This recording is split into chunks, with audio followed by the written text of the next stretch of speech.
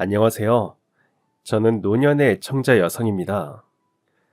평소 여러분들께서 전해주시는 이야기를 그저 즐겨 듣기만 하던 수줍은 애청자인 제가 이렇게 용기를 내어 사연을 보내게 된 이유는 저희 식구들의 설득에 힘입었기 때문이었습니다.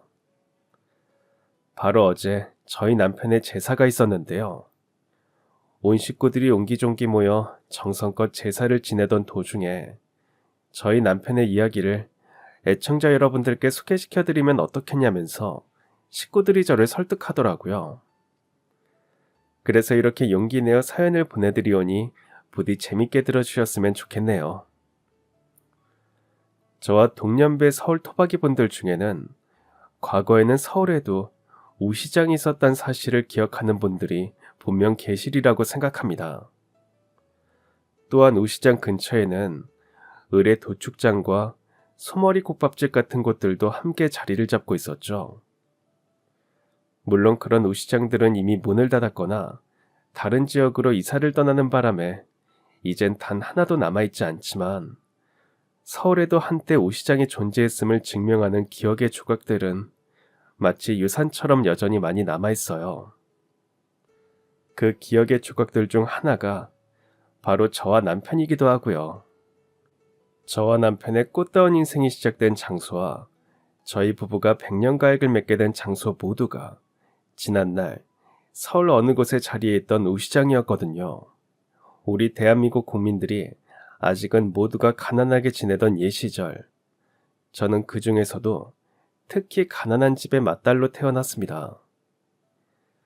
그 시절 가난한 집의 맏딸은 당연히 일찍부터 일을 해서 가게의 보탬이 되어야만 했기에 저는 고향마을 근처 우시장 한편에 딸려있는 소머리국밥집에서 일을 시작했습니다.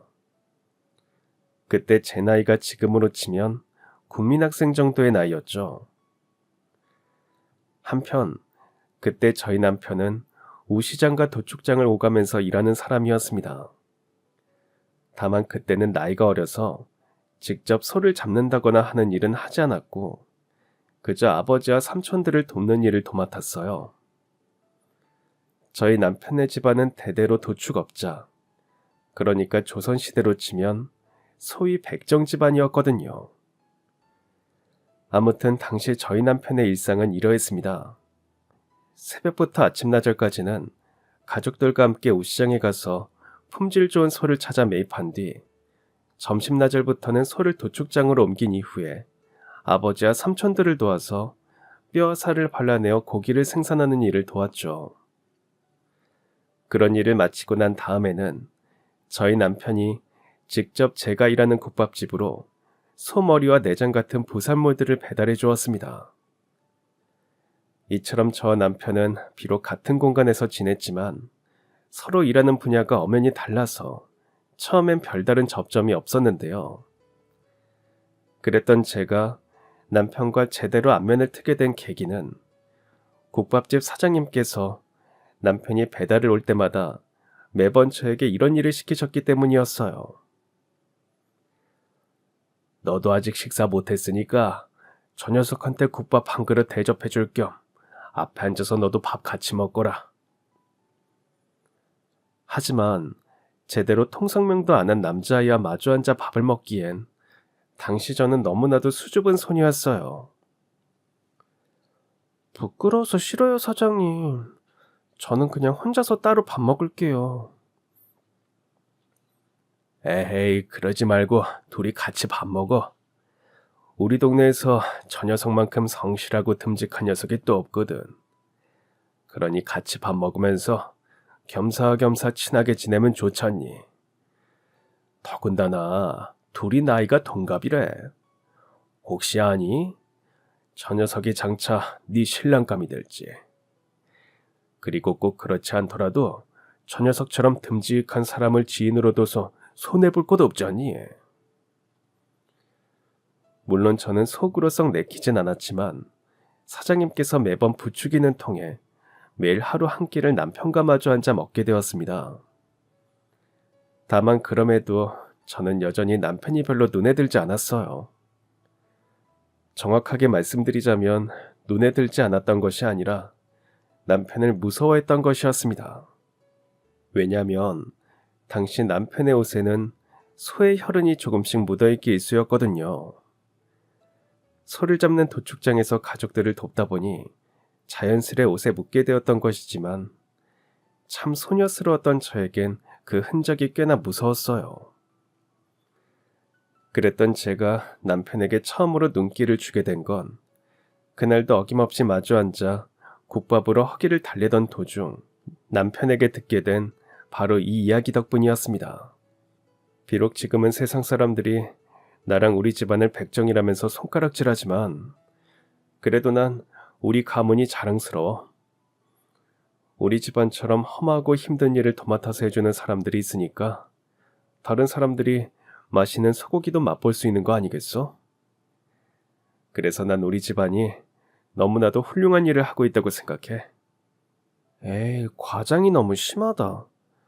우리나라처럼 가난한 국가에서 비싼 소고기 먹으면서 사는 사람이 몇이나 된다고. 저랑 동년배인 애청자 여러분들께서도 모두 기억하시죠? 저희가 어릴 적에는 정말로 그랬었잖아요.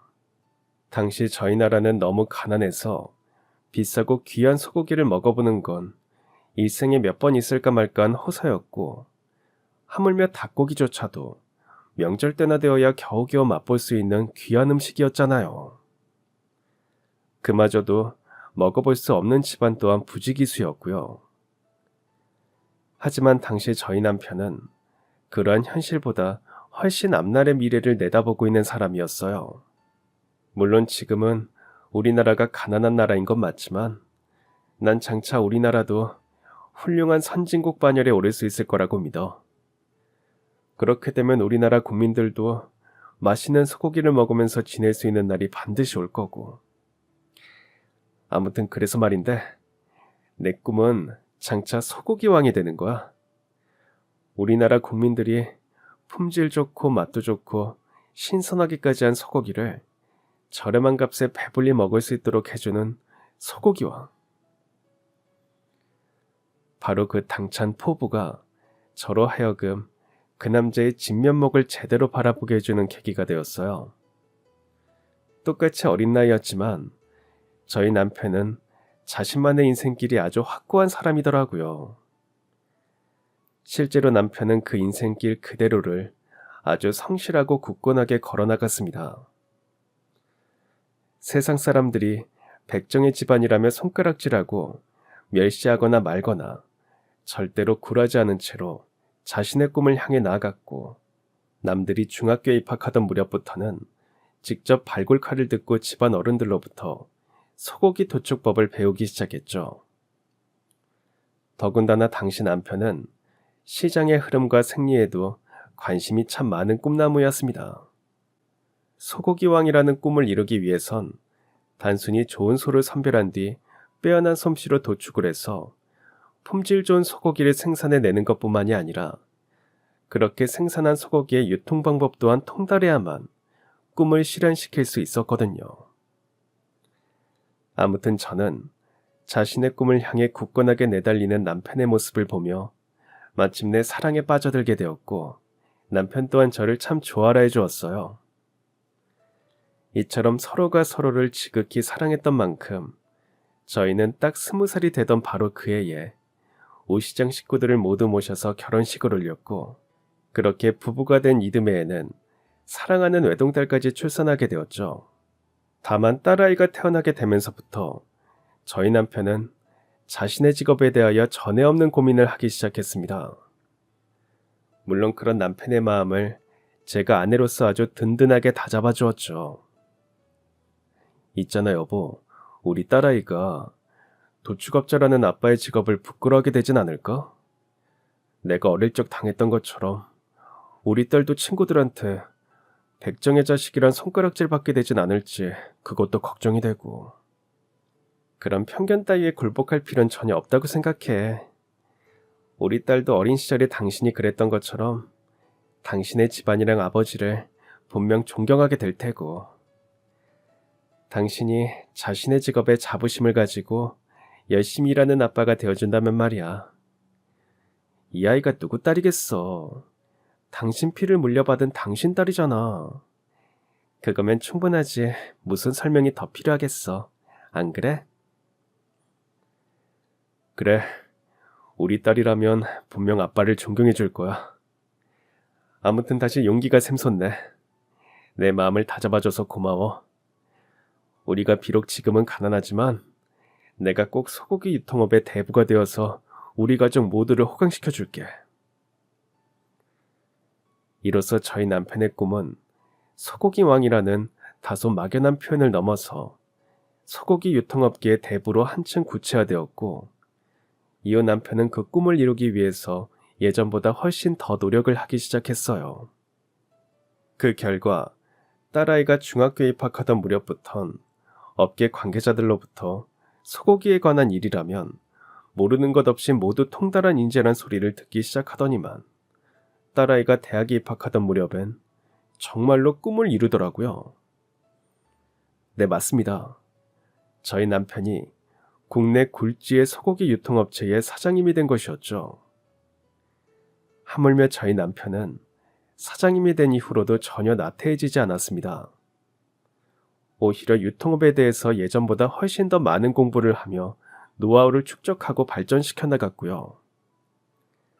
납품받은 소고기의 품질까지도 늘상 자신이 직접 챙겼어요. 그러는 바람에 남편이 회사에 소고기를 납품하는 도축업체들 입장에선 품질이 조금이라도 떨어지는 소고기를 납품하는 일은 꿈도 꿀 수가 없었습니다. 매일같이 직접 품질을 체크하던 남편이 뭐가 조금 석연치 않다 싶으면 곧장 해당 공장으로 방문해서 직접 소고기 발굴용 칼을 꺼내 들고, 이 부분은 이렇게 처리해야 한다, 저 부분은 이렇게 발굴해야 한다 하는 식으로 직접 진두지휘를 하고 나섰거든요. 하물며 저희 남편은 우리나라에서 손꼽히는 소고기 정형 실력을 가지고 있었어요.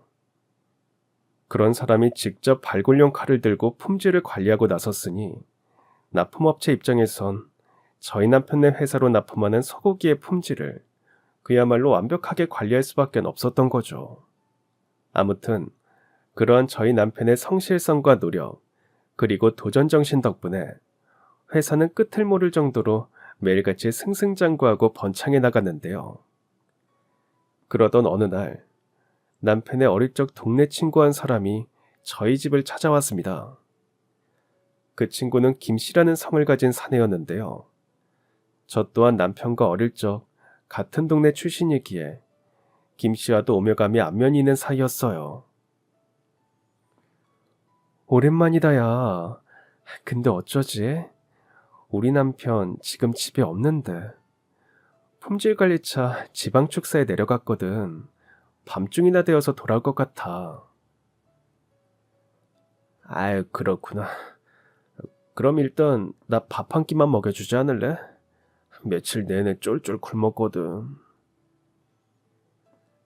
그제서야 김씨의 행색이 제 눈에 들어왔습니다. 거의 거짓골을 하고 있는 걸로 보아선 필시 아주 심각한 공경에 처해 있는 것이 확실해 보였죠. 그래, 알았어. 내가 얼른 소고기 묵국 맛있게 끓여주고 소주도 한 잔 내어줄 테니까 일단 집에 들어와서 기다려. 밥 먹으면서 기다리다가 우리 남편 오면 자세한 얘기는 둘이서 알아서 나누고. 그날 저는 김씨를 집에 들여서 소고기 묵국과 소주를 내어주었고, 김씨가 식사를 하는 동안 남편이 일찍 집으로 귀가를 하더라고요. 이에 저는 두 사람이 편하게 대화를 나누도록 자리를 비켜주었죠. 그렇게 저희 남편과 김씨는 둘이 소주잔을 기울이며 이런 이야기를 나누었습니다. 행색이 왜 그래? 어디 전쟁통에 피난이라도 나온 사람처럼. 아유, 말도 마. 우리 아버지 때문에 진짜로 한바탕 전쟁을 치렀으니까. 너도 알다시피 우리 아버지가 젊을 적에 아내를 잃고 한평생 호래비로 살아오셨잖냐. 그 한평생이 오죽 외로우셨는지 늙음하게 어느 아주머니를 만나서 새살림을 차리셨는데, 하필이면 그 여자가 꽃뱀이었지 뭐야. 우리 아버진 그런 줄도 모르는 채로 당신 재산이랑 우리 자식들 재산까지 그 여자한테 싹 다 뜯어먹혀버렸고, 아버지가 꽃뱀한테 제대로 물려버린 바람에 나까지 전 재산 다 털려먹고 집도 절도 없이 혼자 떠도는 신세로 추락해버렸거든. 그런 이야기가 더더욱이 충격적이었던 건 김 씨는 금융권 대기업에 다니는 사람이란 점이었어요. 당시 금융권은 요즘 시절보다 훨씬 기세가 대단한 업계였던 만큼 월급도 다른 대기업들보다 많이 받는 편이었고, 당연히 김 씨는 남부럴 것 없이 지내는 사람이었는데요. 그러던 중 그 집 홀아버지가 꽃뱀한테 물려서 본인의 재산뿐만 아니라 자식들의 재산까지도 싹 다 뜯어먹히는 바람에 거지꼴이 되어 저희 집에 밥이라도 함께 얻어먹으러 찾아왔던 것이었죠. 더군다나 저희 남편에게 김 씨는 참으로 각별한 사람이었습니다. 어린 시절 고향 또래 녀석들 중에서 저희 남편에게 백정이라는 손가락질을 하지 않은 유일한 사람이 바로 김 씨였거든요. 그런 각별한 친구인 김 씨가 하루아침에 거지꼴이 되어서 밥이나 얻어먹자고 찾아왔으니 저희 남편 입장에서도 마음이 꽤나 많이 불편했던 모양이었습니다. 그래서 남편은 일단 김 씨를 저희 집에서 하룻밤 묵어 갈 수 있도록 해주었지만, 그러고도 마음이 편치가 않았는지 밤새 잠들지 못하며 뒤척거리다가 결국 저에게 이런 이야기를 꺼내더라고요. 그 꽃뱀이 집안의 재산을 싹 다 털어먹는 과정에서 친구네 직장 상사랑도 심각한 문제가 생겼다더라고. 친구네 직장 상사 중에 아버지들끼리 중마고인 집이 하나 있었는데, 그 집 아버지가 꽃뱀한테 사기를 당하는 과정에서 친구네 직장 상사 쪽 부친한테 돈까지 빌렸다더라. 결국 그 일이 문제가 되어서 직장 상사한테 밉보이는 바람에 회사에 사표까지 내게 되었고, 직장 상사가 부모님 일을 들먹이면서 너네 아빠가 우리 아빠한테서 빌려간 돈 당장 갚아놓으라는 식으로 내 친구를 죽어라 못살게 굴었던 모양이야. 아무튼 그래서 말인데, 아무래도 내가 우리 회사에 일자리를 하나 마련해줘야 할 것 같아.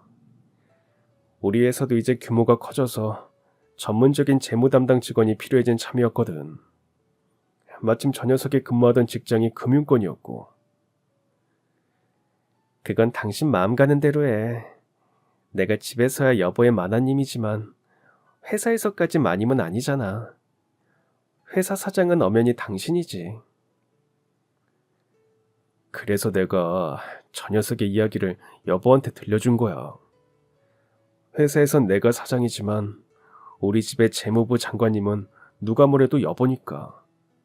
아무튼 저 녀석이 집을 구해서 나갈 때까지 당분간만이라도 방 한 칸 내어줄 수 있을까? 어차피 집에 방이 남기도 하고. 그래, 내 신경 쓰지 말고 그렇게 해. 그렇게 김 씨는 저희 남편의 회사에 재무 담당 직원으로 취직하게 되었고, 월급을 모아서 새 방을 마련해 나가기 전까지 저희 집에 남는 방에서 지내게도 되었습니다. 당연히 저는 김 씨를 시동생처럼 잘 대우해 주었죠. 덕분에 빠르게 안정을 되찾은 김 씨는 업무에 집중할 수 있게 되었고, 몇 년 뒤에는 재무 담당 이사 자리에까지 올라서게 되었죠. 그러는 사이 저희 가족은 참으로 행복한 일상을 보냈습니다. 저희 남편의 회사야 두말하면 잔소리일 정도로 승승장구했고요.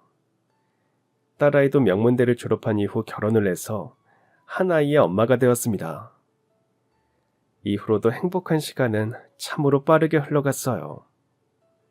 정신을 차려보니까 사랑하는 손자의 초등학교 졸업이 코앞까지 다가와 있더라고요. 사랑하는 손자의 졸업식이 있던 날, 저와 남편은 졸업식이 끝나기가 무섭게 손자와 사이까지 모두 데리고 남편의 본적지인 전라도로 향했습니다. 물론 저희 남편은 서울에서 나고 자란 서울 토박이지만 그건 시부모님께서 젊을 적에 서울에 있는 어느 우시장 근처로 이사를 떠나오셨기 때문이었을 뿐, 저희 시댁의 원래 본적지는 전라도 어느 작은 시골 마을이었거든요. 아무튼 그날 저희 남편이 손자와 사위까지 모두 데리고 본적지인 전라도로 향한 이유는 손자에게 자신의 뿌리를 알려주기 위해서였어요. 비록 지금은 아무것도 없는 허허벌판이지만 이곳이 우리 손자의 뿌리가 시작된 터전이란다. 이 자리가 너의 조상님 때부터 대대로 물려져 내려온 외양간 자리거든. 우리 집안의 가업은 바로 이 작은 외양간에서부터 시작이 되었으니 이곳이야말로 우리 손자의 뿌리가 시작된 곳이나 다름이 없단다. 그런 할아버지의 말에 저희 손자는 눈을 빛내며 지금은 허허벌판이 된 옛 축사터를 둘러보았고 저희 가족은 그 자리에서 잠시 시간을 보내며 머물러 있었는데요. 바로 그때였습니다. 차에서 대기하고 있던 수행비서가 사색이 된 채로 저희 남편에게 헐레벌떡 달려오더니 곧장 이렇게 속삭이더라고요. 사장님, 지금 회사에 비상 상황이 발생해서 즉시 사무실로 가보셔야 할 것 같습니다. 순간 심상치 않은 상황임을 직감한 저희 남편은 곧장 회사로 들어갔는데요. 때는 이미 모든 중역들이 모여서 비상회의를 시작할 준비를 마친 상황이더라고요. 심지어 회사의 대주주님께서도 그 자리에 동석해 계셨고 그 자리에 불참한 중역은 저희 남편의 친구인 김씨, 그러니까 재무이사 한 사람뿐이었죠. 김씨가 그날 그 자리에 참석하지 않은 이유를 알게 된 저희 남편은 그야말로 경악을 하고야 말았습니다. 그게 지금 대체 무슨 소린가? 재무이사가 그동안 나를 감쪽같이 속인 채로 회사 돈을 대대적으로 빼돌려왔다고. 검은 머리 짐승은 거두는 게 아니라더니 김씨그 몹쓸 인간이 자신을 거두어준 저희 남편의 은혜를 망각한 채로 오랜 시간 정성 들여 회사 돈을 대규모로 빼돌려왔다는 사실이 밝혀진 것이었어요. 그래서 김씨를 제외한 모든 중역들과 심지어 대주주님까지 참석한 긴급 대책 회의 자리가 열린 것이었고요. 물론 저희 남편은 처음엔 친구인 김씨에게 뒤통수를 맞았다는 사실을 좀처럼 믿기 어려워했습니다. 하지만 상무님께서 설명해 주신 사건의 진상을 들어보니 그 내용이 너무나도 구체적이어서 도무지 믿지 않을 수가 없더라고요. 재무이사가 대규모의 횡령을 저지른 경위는 일종의 유령 회사를 여러 만들어 놓은 다음에 그쪽으로 납품 대금 등 이런저런 명목으로 거액의 회사 돈을 송금한 이후 유령 회사는 폐업시키고 이를 통해 빼돌린 저희 회사 돈만 챙겨가는 수법이죠. 이에 격노한 저희 남편은 당장 재무이사인 김씨를 불러들이라고 외쳤지만 이미 때는 너무 늦은 다음이었습니다. 아무래도 저희 쪽에서 횡령 사실을 눈치챘다는 걸 재무이사가 알아버린 모양입니다. 지금껏 출근을 하지 않은 채로 연락두절인 상황이거든요. 더 큰 문제는 재무이사의 횡령으로 인해 지금 저희 회사 상황이 아주 심각하다는 것입니다. 저희 같은 유통업 회사들의 경우엔 그 무엇보다 현금 유동성이 중요하지 않습니까? 지금 바로 그 현금 유동성에 적신호가 켜진 상황입니다. 지금 이대로라면 다음 달을 넘기기 어려울 것 같습니다. 현재로서 가능한 방법은 딱 두 가지. 하나는 재무이사를 찾아내서 횡령당한 현금 전액을 환수하는 것이고 나머지 하나는 회사의 자산을 매각하는 것뿐입니다. 회사의 자산을 매각하는 건 절대 안 돼. 그랬다간 업계에 우리 회사가 부도위기란 사실을 공표하는 꼴밖에 되지 않을 텐데. 여하간 내가 무슨 수를 써서라도 재무이사를 찾아낼 테니 자네들은 직원들이 동요하지 않도록 잘 다독여 주시게. 이처럼 졸지에 날벼락을 맞은 저희 남편은 우선 급한 대로 저희 집 재산을 모두 처분해서 그 돈으로 가장 급한 대금의 일부를 메꾸었습니다. 그러고도 돈이 한참 모자라서 부득이 사위한테도 돈을 빌려서 회사를 살리기 위해 가져갔고요. 물론 박서방은 사위도 아들이라면서 아주 흔쾌히 돈을 빌려주었지만 그 돈을 받아드는 저희 남편의 표정은 이루 형언할 수 없을 만치 참담했습니다. 물론 저희 남편은 그 몹쓸 김 씨를 잡아서 회사 돈을 돌려받기 위해서 합법적으로 할 수 있는 모든 방법을 총동원했어요. 하지만 모두 수포로 돌아갈 뿐이었죠. 김 씨가 집까지 팔아버린 채로 아주 작정하고 잠적을 해버렸거든요. 이에 저희 남편은 법원을 통해 김 씨의 계좌에서 돈을 빼내지 못하도록 하는 일종의 가처분 조치를 진행하려고 했습니다. 그러나 그 과정에서 막막한 진실만 밝혀질 뿐이었죠. 김 씨가 전직 금융권 대기업 직원 출신이자 저희 남편의 회사에서 재무 담당으로 한평생 근무했던 실력을 아주 제대로 발휘해서 횡령한 모든 회사 돈을 이미 어디론가 모두 빼돌려 버렸다더라고요. 상황이 그렇게 되자 저희 남편에게 남은 방법은 결국 단 하나뿐이었습니다. 있잖아 여보, 박서방네 외삼촌이 검찰청에 계신다고 했지. 박서방 통해서 그분을 한번 만나봐야겠어. 이에 저희 부부는 곧장 박서방 쪽 외삼촌을 만나서 정식으로 수사 의뢰를 했지만 결과적으로 김 씨가 법정에 서는 일은 생기지 않았습니다. 김 씨가 워낙 교묘하고 전문적인 솜씨로 자금 세탁을 해버리는 바람에 검찰 측에서도 김 씨의 횡령을 입증할 직접 증거를 확보하지 못했고 그 결과 증거 불충분으로 인한 불기소 처분, 즉 증거가 없어서 김 씨를 형사재판에 세울 수 없다는 결과를 내어놓았거든요. 이처럼 범죄 수사의 전문가들인 검사님들마저 김 씨를 잡아놓지 못했으니 하물며 일반인인 저희 부부로선 더는 아무것도 할 수 없는 상황이 되어버리고야 말았고 결국 회사가 최종 부도 처리가 되던 바로 그날에 저희 남편은 스스로 무지개 다리를 건넜습니다. 가장 믿었던 친구에게 속아서 한평생 갖고 온 회사가 망해버렸으니 저희 남편이 오죽 억울하고 분통이 터졌으면 그런 선택을 했겠냐고요. 그런데 말입니다, 여러분. 그 몹쓸 김 씨의 추악한 행동은 거기서 끝이 아니었습니다. 저희 남편이 고인이 되기가 무섭게 다시 모습을 드러낸 김 씨가 동일 업종인 축산물 유통업 회사를 차렸는데요. 심지어 그 회사 이름부터 로고까지 저희 남편의 회사와 아주 비슷하더라고요. 업계 상황을 잘 모르는 새내기 식당 주인들이 얼핏 보아선 김 씨의 회사와 저희 남편의 회사가 서로 같은 회사로 착각하고도 남을 만치 회사 이름부터 로고까지 사실상 거의 똑같았습니다. 아무래도 김 씨는 저희 남편의 회사 돈을 빼돌려 어마어마한 거액을 챙긴 것도 모자라서 살아생전 저희 남편의 명성까지 자기가 독차지하려고 했던 것 같아요. 아니, 김 씨는 분명 그런 목적으로 회사를 차렸던 것일 터였습니다. 제가 분명 그러하리라고 확신할 수 있었던 건 김 씨의 사무실 전화번호가 살아생전 저희 남편 사무실 전화번호와 똑같았거든요.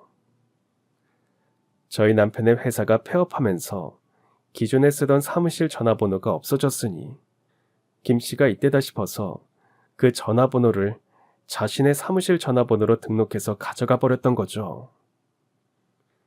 이에 격노한 저는 당장에 김 씨의 사무실로 찾아가 무슨 짓이냐며 따져 물었지만 돌아온 건 김 씨의 조롱뿐이었습니다. 아, 왜 애꿎은 나한테까지 찾아와서 업무를 방해하는 거야? 난 전혀 모르는 일이고 그니까 더 이상 나한테 엉뚱한 누명 씌우지 마. 와, 너 진짜 짐승만도 못한 놈이었구나. 이래서 머리 검은 짐승은 거두지 말란 말이 있는 거였어. 거짓골이 되어서 찾아왔던 널 거둬준 사람이 누구였는지 조금이라도 기억을 한다면 이런 배은망덕한 짓을 벌일 수 없을 테니까. 아, 그러고 보니까 내가 그때 너희 집에 신세를 조금 줬었지? 그때 받았던 도움 지금 계산해 줄 테니까 잠깐만 기다려봐. 그날 김 씨는 자기 지갑을 주섬주섬 꺼내더니 저에게 3만 원을 건네며 이렇게 말했습니다. 그때 내가 너한테 얻어먹었던 소고기 뭇국이랑 소주 값이야. 넉넉하게 챙겨주는 거니까 곱게 줄 때 얌전히 받아가고. 그리고 앞으로 다시는 나한테 엉뚱한 누명 씌우지 마. 알겠어? 순간 부하가 치솟은 저는 그 3만 원을 김 씨의 뺨에 내던지며 이렇게 경고했습니다. 오늘은 이대로 물러가지만 나랑 우리 남편의 분노까지 여기서 끝이라고 생각하지 마. 언젠간 그 이죽거리는 낯짝을 내 손으로 직접 구겨놓을 테니까.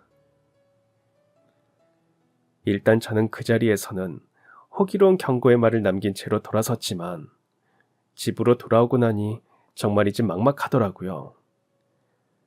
몹쓸 김 씨에게 본때를 제대로 보여주기는커녕 당장 먹고 살 일이 걱정이었습니다. 이에 저는 저도 모르는 사이에 혼자 주저앉아 흐느껴 울고 있었는데요. 때마침 친정엄마가 걱정되는 마음에 집으로 찾아온 딸아이에게 제가 울고 있는 모습을 들켜버리고야 말았어요. 아이고, 박서방은 어쩌고 혼자 온 거니? 그 사람은 직장에서 열심히 일하고 있죠. 저야 엄마가 걱정돼서 찾아와 본 거고요. 그래, 엄마가 돼가지고 나약한 모습 보여서 미안하구나. 하지만 앞날이 너무 막막해서 자꾸만 울음이 나는 걸 어떡하니. 바로 그때였습니다. 딸아이가 아주 다부진 목소리로 말했어요. 엄마, 세상 아직 안 끝났어요. 그니까 그만 울고 얼른 일어나서 나랑 같이 어디 좀 가요.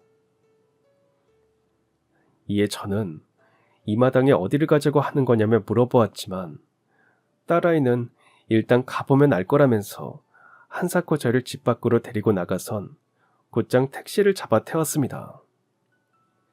그렇게 몇 시간을 택시를 타고 도착한 곳은 뜻밖에도 저희 남편의 본적지인 전라도 어느 시골 마을이었는데요. 딸아이는 거기서 그치지 않고 저를 이끌고 저희 시댁의 뿌리가 시작된 외양간터로 데리고 갔습니다. 일전에 저희 손자가 졸업식을 하던 날에 가족 모두가 찾아와서 가문의 뿌리를 되새겼던 바로 그 외양간터 말이죠. 하지만 그때까지만 해도 저는 딸아이가 대체 왜 그곳에 저를 데리고 갔는지 좀처럼 그 이유를 알 수가 없었어요.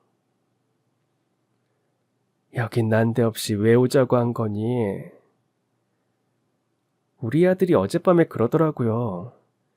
할아버지께서 졸업식 날에 이 외양간터에다가 금맥을 묻어두었으니까 할머니랑 같이 가서 그 금을 캐오라고요. 그 말을 듣는 순간 저는 가슴이 덜컥 내려앉고야 말았습니다. 저는 사랑하는 손자가 할아버지가 무슨 일 때문에 세상을 떠났는지 전혀 모를 거라고 생각하고 있었거든요. 저와 딸아이 그리고 박서방이 한마음 한뜻으로 할아버지가 겪었던 사연을 손자가 알지 못하도록 일부러 감추었기 때문이었습니다. 당시 저희 손자는 갓 초등학교를 졸업한 나이였기에 할아버지가 겪었던 가슴 아픈 사연은 성인이 된 다음에서야 들려줄 요량이었거든요. 하지만 세상에 영원한 비밀은 없는 법이더라고요. 할아버지는 편찮으셔서 돌아가신 거라고만 얘기를 해놓았었는데 장례식장에서 조문객들끼리 나누는 이야기를 우리 아들이 엿듣게 된 모양이더라고요. 아무튼 할아버지께서는 억울하게 세상을 떠나셨지만 시골 외양간터에 금맥을 묻어두셨으니까 할머니랑 같이 가서 그 금맥을 찾아보라고 말이에요. 아휴, 글쎄다. 이 허허벌판에 그 양반이 대체 뭘 묻어놓았다는 건지 잘 모르겠구나. 엄마 손주가 졸업식 하던 날에 우리 식구들이 다 같이 이곳을 찾아와서 우리 가문의 뿌리도 되새기고 손주 졸업 기념으로다가 다 같이 타임캡슐도 하나 묻었었잖아요. 손주가 어른이 되고 아빠가 된 다음에 그때 다시 다 같이 와가지고 타임캡슐을 꺼내서 열어보자면서 말이에요. 네, 맞습니다. 사랑하는 손주가 졸업식을 하던 그날, 저희 가족 모두가 외양간 터를 찾아와서 가족끼리 뜻깊은 시간도 보내고 손주의 졸업기념 타임캡슐에 각자 가장 소중한 물건을 하나씩 넣어서 묻어두었었어요. 다만 그때 당시 저희 가족은 타임캡슐 안에 무엇을 넣었는지는 서로 비밀로 하기로 했었습니다. 먼 훗날 손주가 부모가 된 다음에 증손주와 함께 그 타임캡슐을 꺼내보면서 수십 년 전 저희 가족이 무엇을 넣었는지 그때 가서 확인하기로 이미 약속이 되어 있었거든요. 맞다. 그때 그런 일이 있었지. 그리고 너희 아버지가 타임캡슐에 무엇을 넣었는지는 비밀로 하기로 했었잖니. 우리 아버지가 손주라면 껌뻑 죽는 사람이셨잖아요. 손주가 할아버지는 타임캡슐에 뭘 넣었는지 알려달라면서 애교를 부리는데 그걸 어떻게 그냥 넘길 수가 있었겠냐고요. 그래서 하는 수 없이 저희 아들에게만 살짝 귀뜸을 해주셨대요. 그렇게 말한 딸아이는 직접 땅을 파서 타임캡슐을 꺼냈고 아주 뜻밖의 물건이 나왔습니다. 아니, 이건 그 양반이 한평생 기록해왔던 장부잖니? 아버지가 손주한테 이렇게 말씀하셨다더라고요. 하레비가 타임캡슐에 넣어둔 물건은 이 하레비가 큰 회사 사장님이 되기까지 어릴 적부터 지금까지의 모든 과정을 집약해서 기록해 놓은 장부라고. 그 장부에는 하레비가 지금껏 터득한 모든 노하우와 비법이 기록되어 있고 그건 하레비한텐 세상에서 가장 값지고 진귀한 금맥과도 다름이 없는 물건이라고. 이에 저는 남편과 함께 살아온 지난날을 되새기며 눈물을 뚝뚝 흘려가면서 그 양반이 타임캡슐에 넣어놓았던 금맥과도 같은 장부를 열어보았습니다. 그랬더니 글쎄, 정말로 저희 남편이 한평생 터득한 모든 노하우와 비법이 아주 빼곡하게 적혀 있더라고요. 축사에서 품질 좋은 한우를 키우는 방법부터 시작해서 우시장에 나온 소가 좋은 소인지 아닌지 구별하는 방법도 들어있었고, 좋은 소를 매입한 이후 어떻게 정형을 하면 품질 좋은 한우 고기를 생산할 수 있을지에 대한 노하우, 그리고 유통 과정에 대한 노하우까지 아주 어마어마한 분량이 일목요연하게 정리되어 있었습니다. 심지어 한우 고기가 냉장 탑차에 실려 배송되는 과정에서 냉장 온도는 정확히 몇 도에 맞추어서 유지를 해야 품질과 신선도를 모두 지켜낼 수 있는지에 대해서 아주 구체적인 숫자까지 기록되어 있을 정도로 아주 상세하게 기록이 되어 있었어요. 하긴 한평생 그토록 철두철미하고 꼼꼼하게 살았으니 그 큰 회사의 주인이 될 수도 있었던 거겠지만요. 여하간 그런 남편의 장부를 읽으며 저와 딸아이는 장부에 적힌 그대로만 잘 지킨다면 이건 무조건 성공할 수 있다는 생각을 품게 되었고, 이에 저와 딸아이는 곧장 어느 사모님을 찾아뵈었습니다. 그분은 저희 남편네 회사가 승승장구하던 당시에 큰 도움을 주셨던 투자자이자 동시에 대주주님이셨죠. 그날 저는 사모님께 저희 남편의 장부를 보여드리며 조심스레 이런 부탁을 드렸습니다. 지금 보고 계신 저희 남편의 장부를 바탕으로 회사를 다시금 되살려보고자 합니다. 그래서 말씀인데요, 사모님. 외람되지만 초기 사업 자금을 빌려주실 수 있을까요? 하지만 사모님께선 아무런 말 없이 저희 남편의 장부를 끝까지 다 읽으셨습니다. 그리고 나서야 말을 여셨죠. 그 사람 젊을 적부터 아주 철두철미하고 꼼꼼한 사람이라는 건 진즉에 알아봤었지만 이 정도까지일 줄은 미처 몰랐네. 비록 친우에게 뒤통수를 맞아서 억울한 일을 겪긴 했지만서도 자네 남편이 아주 대단한 사람이었다는 건 분명하네. 나는 투자를 해서 얻은 이익금으로 가문의 재산을 불려나가는 사람일세. 그런 내가 이 장부에 담겨있는 크나큰 가능성을 파놓고선 꼴랑 초기 사업 자금을 투자하는 정도에서 그칠 수야 없지. 자네 남편이 데리고 있던 유능한 직원들을 모두 불러 모아서 제대로 시작을 해보시게. 불러 모은 직원들의 1년치 월급은 내가 직접 책임을 질 테니까. 자네가 가져온 이 장부는 말일세, 전자제품으로 치면 핵심 설계 도면이요, 맛집으로 치면 100년 맛집의 핵심 레시피와도 같은 것이니 내 입장에선 절대 놓칠 수 없지 않겠는가. 초기 사업 자금이랑 1년치 직원들 월급뿐만 아니라 회사 경영상 내 도움이 필요한 일이 있다면 각별히 지원해줄 터이니 자네는 남편이 잠긴 장부 그대로만 행동으로 옮기게. 그게 내가 투자해주는 유일한 조건이야. 이처럼 저희 남편이 남긴 장부는 저와 딸아이의 상상 이상으로 아주 대단한 것이었습니다. 산전수전 다 겪은 베테랑 투자자인 사모님께서 저희 남편의 회사를 되살리고자 하는 저와 딸아이에게 전폭적인 지원을 약속하셨을 정도로 말이죠. 덕분에 큰 힘을 얻은 저와 딸아이는 곧장 남편의 회사를 되살리기 위해 나섰고, 얼마 뒤엔 박서방까지도 직접 두 팔을 걷어붙이고 나섰습니다. 물론 저희 식구들 모두 사업은 처음 해보는 사람들이었기에 처음엔 이런저런 시행착오들이 꽤나 많았었지만, 그럴 때마다 저희 가족을 구원해 준 건 역시나 하늘에 있는 저희 남편이었어요. 남편이 남긴 황금장부가 이끄는 길대로만 성실하게 잘 따라가다 보니 저희 식구들의 도전은 조금씩 순풍을 맞이하기 시작했고, 또 그러다 보니까 딱 7년 만에 남편의 회사, 아니 저희 가족의 회사를 완벽하게 부활시킬 수 있었고, 심지어는 예전보다 더 큰 회사로 만들어낼 수 있었으니까요. 물론 그 과정에서 저희 가족의 회사와 문제의 그 김씨네 회사가 맞부딪히게 된 건 어찌 보면 필연적인 일이었습니다. 두 회사가 모두 동종업계에 있었으니까요. 자연스레 두 회사는 납품처를 확보하기 위한 입찰 경쟁을 벌이는 일이 꽤나 잦았는데요. 그러다 보니까 두 회사의 대표인 저와 김씨가 직접 맞닥뜨리는 일이 종종 생기더라고요. 예를 들자면 이런 식이었죠. 어이 김씨, 넌 왜 자꾸 우리 회사 꽁문 일을 자꾸만 졸졸 쫓아다니는 거야?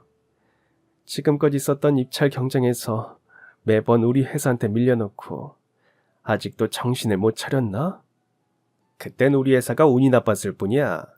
이번엔 단단히 준비를 하고 왔으니까 각오하는 게 좋을 거야. 글쎄, 운이 나쁜 게 아니라 실력이 부족했던 것 같은데. 너네 회사가 괜히 우리 회사의 짝퉁이니 아류니 하는 소리를 듣고 다니겠냐고. 사장인 네 놈부터가 업계에 대한 이해도가 바닥이라서 너네 회사까지도 삼류 싸구려 취급당하는 거잖아. 하긴 그것도 나름 재주는 재주다. 세계에서 가장 품질 좋은 우리나라 한우를 유통하면서 삼류 싸구려 취급을 받는 것도 쉬운 일은 절대로 아닐 테니까. 네, 맞습니다. 저희 가족 회사가 몹쓸 김씨네 회사의 납품 경쟁에서 매번 대승을 거두었던 이유는 결국엔 축산유통업계에 대한 이해도의 차이였어요. 저희 가족 회사 같은 경우는 창업주인 저희 남편이 남긴 황금 장부 덕분에 축산유통업계와 관련해서 우리나라 최고 수준의 지식과 노하우를 확보하고 있었던 반면에, 김씨가 횡령으로 번 돈을 통해서 만든 짝퉁 회사는 그런 노하우가 전무했거든요. 애당초 사장부터가 축산업 자체엔 아무런 관심조차 없이 그저 돈놀이하는 재주와 도둑질하는 재주 하나만으로 지금껏 버텨온 사람이었으니 저희 가족 회사의 상대가 될 수 없었던 거죠. 그런 차이는 두 회사의 흥망성쇠를 결정짓는 아주 중요한 요소가 되었습니다. 앞서 말씀드렸던 것처럼 저희 가족 회사는 남편 살아생전의 규모를 훌쩍 뛰어넘는 기업으로 거듭난 반면에, 그 몹쓸 김씨네 회사는 매번 적자만 거듭하던 끝에 결국 폐업을 하게 되었으니까요. 하물며 그쪽 회사가 폐업하는 과정에서까지 김씨는 결국 스스로의 무능을 제대로 증명하고야 말았습니다. 저희 회사가 한창 승승장구하고 김씨네 회사가 슬슬 무너져 내리기 시작하던 바로 그 무렵에 저희 딸아이가 이런 우스꽝스러운 소식을 전해주었거든요. 그 몹쓸 인간네 회사 있잖아요. 그쪽 회사 사장이란 인간이 회사를 위기에서 구하겠답시고 아주 해괴한 짓거리를 추진하고 있다더라고요. 저희 회사한테 완전히 밀려버려서 국내에선 활로를 찾을 수 없을 것 같아 보이니까 결국엔 우리 한우를 외국으로 수출하는 방법을 추진 중인 것 같은데 그 인간이 사장이랍시고 억지로 밀어붙이고 있는 수출 대상 국가가 글쎄 아르헨티나라고 하더라고요. 아르헨티나라고? 아이고, 그 인간이 기어이 자기 무덤을 스스로 파는 꼴이구나. 축산유통업계에 대한 지식과 이해도가 조금이라도 있었다면 그런 우스꽝스러운 짓은 생각조차 할 수 없을 텐데. 네, 맞습니다. 당시 저희 회사와의 경쟁에서 완전히 밀려버린 김씨는 자기 회사의 살 길을 찾아 나섰겠답시고 여기저기 거액의 빚까지 져가면서 해외 수출 사업을 벌이기 시작했는데요. 문제는 김씨가 직접 선정한 수출 대상 국가가 하필이면 아르헨티나라는 점이었어요. 아르헨티나는 예나 지금이나 사람 숫자보다 소의 숫자가 훨씬 많은 국가이고요. 제 아무리 품질 좋은 한우라고 하더라도 사람보다 소가 많은 국가로의 수출은 가망이 없는 무모한 도전이라는 건 너무나도 뻔한 사실이잖아요. 그런데도 김씨는 아르헨티나로의 수출을 무모하게 감행했다가 크게 망해서 그야말로 엄청난 빚만 고스란히 떠안은 채로 눈물을 머금으며 회사를 폐업할 수밖에 없었다고 합니다. 결국에는 김씨 스스로가 자신이 축산업계에 대해 얼마나 무지한 인간인지, 얼마나 무능한 인간인지를 제 발로 증명하는 결과가 되어버린 거죠. 아무튼 이로써 김씨가 자기 인생을 스스로 말아먹어준 덕분에 저는 그 인간과의 기나긴 인생 싸움에서 완벽한 승리를 거둘 수 있었습니다. 하물며 저희 가족의 성공 신화는 거기서 끝이 아니었어요. 나이를 많이 먹은 제가 회사 대표 자리에서 물러나면서 그 자리를 딸아이와 박서방에게 물려주었는데요. 바로 그날부터 두 사람은 우리나라의 한우를 전 세계에 알리기 위해 미국으로의 수출 사업에 도전했고 마침내 크게 성공해서 저희 가족 회사는 국제적인 회사로 다시금 거듭나게 되었습니다. 물론 그러한 모든 기쁨이 결국엔 하늘나라에 있는 저희 남편 덕분에 가능한 일이었어요. 저희 시댁의 본적지인 옛 외양간터에 묻어둔 타임캡슐에서 꺼내온 남편의 황금장부에는 우리 한우의 뛰어난 품질을 전 세계에 알리기 위한 구체적인 사업계획 또한 포함이 되어 있었거든요.